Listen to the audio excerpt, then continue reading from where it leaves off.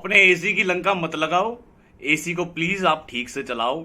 अब ऐसे बहुत सारे कमेंट्स हैं, बहुत सारे सिनेरियोज हैं। मैं आपको प्रैक्टिकल थोड़ी सी चीजें यहाँ पे बता रहा हूँ, प्रैक्टिकल करके बताऊंगा, तो आप इन चीजों को समझ लो, आपके काम आएगी। एसी की लाइफ के लिए भी ये चीजें बढ़िया रहेगी। तो चलिए फिर ज्यादा बात नहीं करते, सीधा आपको बताता हूँ मैं क्या कहना चाह रहा हूँ।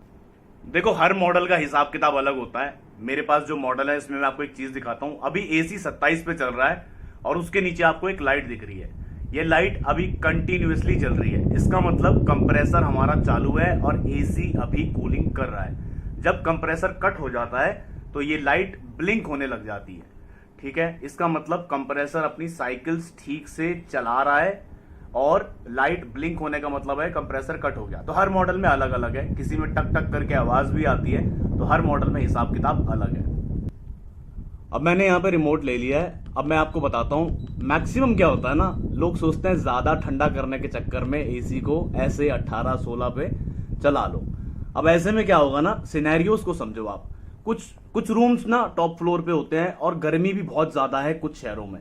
अब ऐसे में क्या होता है, ये जैसे मैंने अभी 18 पे कर दिया ना, हवा तो ये उतनी ही फेंकेगा जितनी इसको फेंकनी है। ऐसे में कंप्रेसर कट होगा नहीं, और कंप्रेसर कट होगा नहीं, कंप्रेसर लगातार चलता रहेगा। कंप्रेसर ट्रिप भी हो सकता है। अच्छा, ट्रिप नहीं भी होता अगर कंप्रेसर को खूब मेहनत करनी पड़ेगी, और ऐसे में आपका रूम तो ठंडा जरूर होगा लेकिन आपके बिजली का बिल भी बढ़िया वाला बढ़ने वाला है। और आपको लगेगा भाई कूलिंग तो बहुत बढ़िया हो रही है, 16, 17, 18 पे मजा आ रहा है, हमारा एसी तो बढ़िया चल रहा है। बट एक्चुअली में एसी को कितनी मेहनत करनी पड़ रही है उस चीज को काफी लोग समझ ही नहीं पाते। तो वो ये कमेंट करते हैं, भाई एसी को 16 पे चला सकते हैं, 18 पे चला सकते हैं, 20 पे चला सकते हैं। तो आप ना एक बार ये चीजें प्रैक्टिकल करके देखो। आपका रूम ग्राउंड फ्लोर पे है तो आपका एसी ना 20-22 पे अच्छा परफॉर्म कर देगा। लेकिन अगर टॉप फ्लोर पे हो, डायरेक्ट हीट पड़ रही है, वहां पे ये टेम्परेचर एसी अचीव नहीं कर पाते। तो बाहर का टेम्परेचर अगर बहुत ज्यादा है, गर्मी बहुत ज्यादा है, और आपने एसी इस तरह से 18 पे चला रखा है, तो भाई मैं तो अपने पर्सनल एक्सपीरियंस के हिसाब से बता रहा हूँ, 18 पे ये वाला रूम जहां पे अभी एसी चल रहा है, इस तरह के सिनेरियो में जब गर्मी बहुत ज्यादा है, कंप्रेसर कट नहीं होता और ये 18 पे चलता है, कूलिंग बढ़िया करता रहता है, लेकिन बिजली का बिल बढ़ जाता है। वो इसीलिए क्योंकि कंप्रेसर लगातार चल रहा है। कंप्रेसर को 1-1.5 घंटा 2 घंटा खूब मेहनत करनी पड़ती है।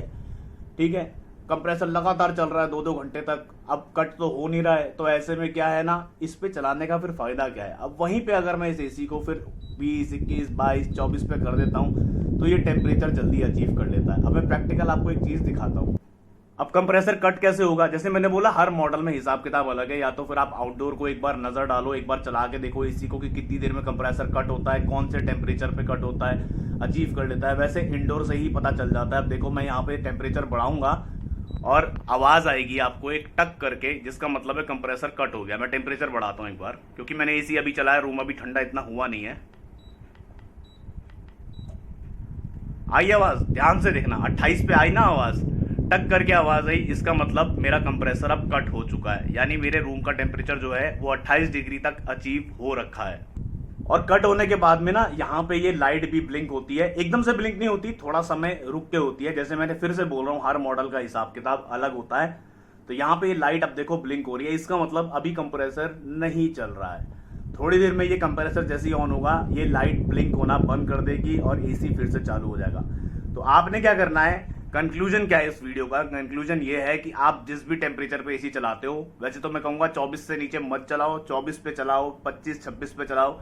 मैं तो 26 पे चलाता हूं।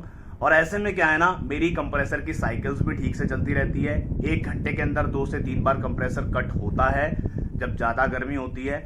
उस हिसाब से मैं टेम्परेचर सेट कर लेता हूं, तो कंप्रेसर की साइकिल सही चलती है। कंप्रेसर भी जो है एक बार कट हो जाता है, उसका मतलब मेरा रूम जो है उस टेम्परेचर को अचीव कर लेता है। तो एसी की लंका तभी लगेगी जब आप बहुत लोअर टेम्परेचर पे एसी को चलाओगे, कंप्रेसर कट नहीं होगा, कंप्रेसर को बहुत मेहनत करनी पड़ेगी।